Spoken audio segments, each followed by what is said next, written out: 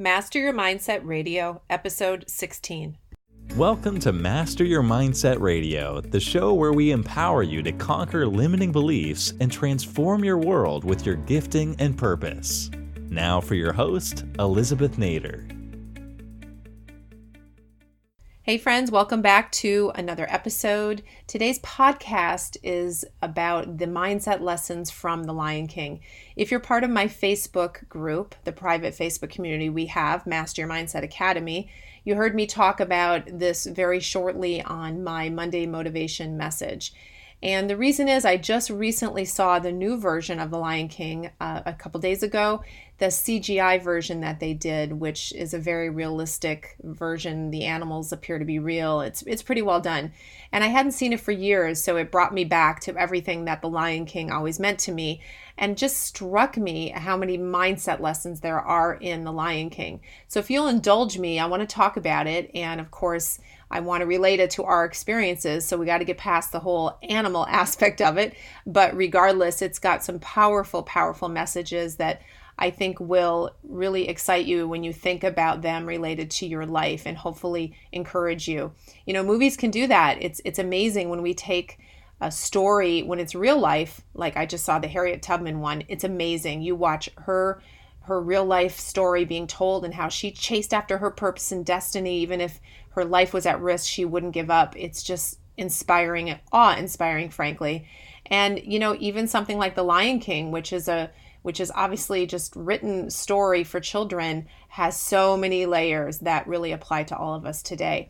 So when it first came out, the first version of it was 1994. And I remember someone said, let's watch this. It's a cute little Disney cartoon, right? So I had no clue what the storyline was back then. And unfortunately, my dad had just died 2 years earlier. So I sit down to watch this movie, which is a cartoon. And the next thing I know, I am just bawling like a baby because here this Simba, this little guy, loses his dad and he's lost because his dad dies. And there's all this, you know, all this stuff related to it, and it broke my heart. And of course, it was a little too close to home.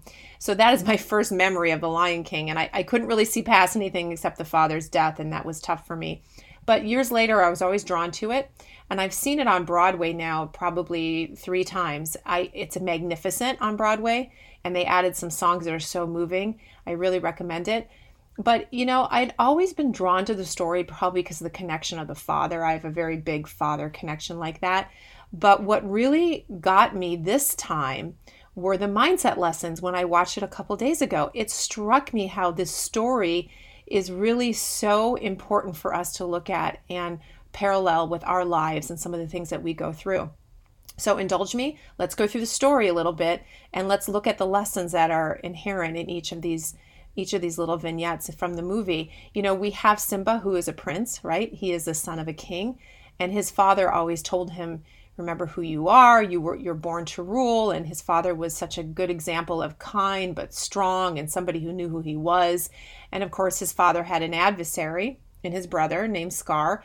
And so frankly, so did Simba, because Scar wanted to rule. So he concocts this situation where Simba is caught, and in order to try to save him, his father dies. And Simba thinks it's his fault that his father dies. But we, of course, know that Scar actually killed him. But what happens is the son, Simba, is so distraught at the loss of his father, and he believes the lie that it's his fault. And he just cannot overcome that. And so he wants to run. Not only does he want to, because he doesn't know what to do, he doesn't know where to turn. He's so completely broken. Then his enemy, his resistance, right? Scar says to him, you need to run, Simba, and don't come back. So he is influenced by the voice of his enemy, and he takes off. So we know in the movie he runs, and he runs from his shame. He runs from the guilt. He runs from the pain, from the grief, from the loss, and he listens to a lie, believes a lie, and then also listens to his adversary that tells him to run away. What is he running from? He's running from his future. He's running from his inheritance. He's running from what is rightfully his. And so he does. He runs. And of course, this allows his enemy Scar to become king. And so we know that doesn't go well. But what happens with Simba is he runs to an area, a land, a neighborhood, whatever, a group of people. They're not people, they're animals, but who really tell him, hey, you know what? Don't worry about it. Don't worry about life, right? Hakuna Matata. Be happy. Don't worry. And this is really the mantra that he adopts. And he adopts it so that he doesn't have to deal with his past. He adopts it so that he can really kid himself into not feeling the pain of what's happened to him. He adopts that feeling, that Hakuna Matata, just don't worry, so he doesn't have to face what his life is all about, and really try to disconnect himself even from his inheritance and what he thought life would be. So he is just not dealing with it. Now, how many of us have been there where we're not dealing with our past, we're not dealing with our mistakes, we're not dealing with our pain, we're running from it? Whatever that looks like, whatever your Hakuna Matata is that allows you to run from your past and to really hide out from your purpose and your destiny. But that's what he was doing for a long time. But eventually the past catches up with him. Eventually his purpose comes knocking, and that comes from his childhood friend, the Lioness Nala, I think was her name. And she finds him, and she is desperate because his homeland and the whole situation there has gone really, really poorly because someone is on the throne who is not their rightful heir. And so everything he does, of course, is a disaster, and everybody suffers from this. And she is desperate to get Simba back. She is shocked that she found him, but then soon after talking to him, she realizes she doesn't recognize him. And she says, "Who are you?" What she means by that is, what's happened to your mindset? You know, you're talking like you're not the heir apparent, like you're not the royalty that you were born to be. You're talking like you don't care, like you can't deal with all of this, and you're not being courageous, and you're not facing all of this. And she's shocked and frankly disturbed that he has changed so much. And of course, Simba is telling her, look, you don't understand. You know, he figures she doesn't know. And of course, she doesn't know that he thinks he killed his father by accident.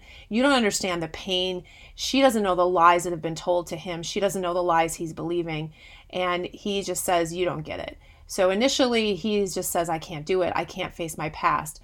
But eventually, luckily, the wise monkey or whatever he is, manages to get Simba to kind of face his past and face really the memory of his father and who his father was and what his father put inside of him, what his father told him, what his father is all about, because his father was part of him still today.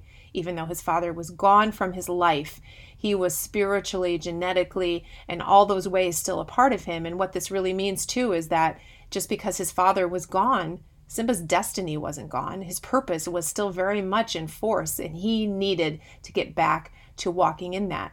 So eventually he comes to terms with that and decides, that's it. I'm going back to face my shame. I'm going back to fight for my future. I'm going back to fight for what is rightfully mine. And what is rightfully his is his purpose and his destiny. He was the one that was meant to be the heir apparent, not his adversary. So he does go back. And you know what? It's interesting. The wise monkey never says to him, by the way, you didn't kill your father. It wasn't you. He never even tells him the truth of what happened. And what's powerful about that is Simba decides to go back in spite of the pain, in spite of the lie he believes, in spite of what he thinks he did. He decides to go back and face it, to go back and conquer all of that.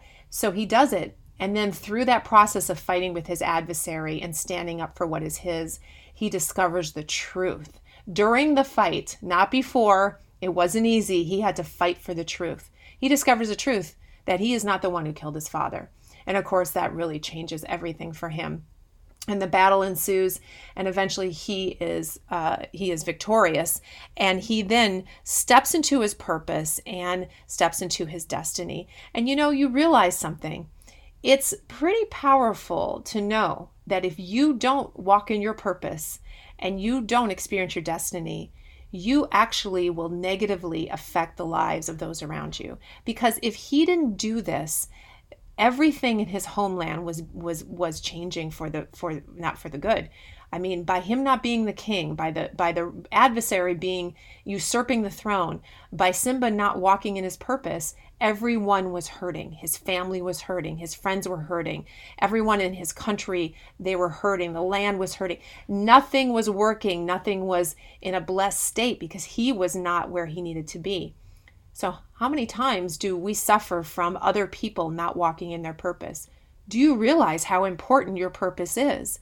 Do you realize that the uniqueness that you were created with, that the reason you were created is needed by those around you, is needed by family, is needed by friends, is needed by your community so that everyone else can experience their purpose and destiny as well? It's all interrelated. So it's no small thing if you run from it. It's no small thing if you decide to not face it. And honestly, anytime we need to face our purpose so that we can experience destiny, it's almost always a fight of some kind, because often we're attacked in that area of our greatest purpose and we have to persevere. Running from it doesn't make it go away. And that's what we see in this movie. And that's why I find it to be so powerful. And it's interesting. There's sort of a natural story here that has to do with the heir to a throne, and really what I want to say is the heir to a purpose and to destiny. In 1936, I believe it was, the Prince of Wales at that time became King Edward, and within the same year, I believe, he abdicated his throne. This is in England. He abdicated his throne in order to marry Wallis Simpson, who was a divorced American, and that wasn't going to be allowed by the Parliament or by the English, so he had to abdicate his throne, meaning he gave it up. And because he did that, he gave it up to his brother, who was not the heir apparent. His brother was never expecting to ever be king of England, nor were his daughters expected to be in line for the throne.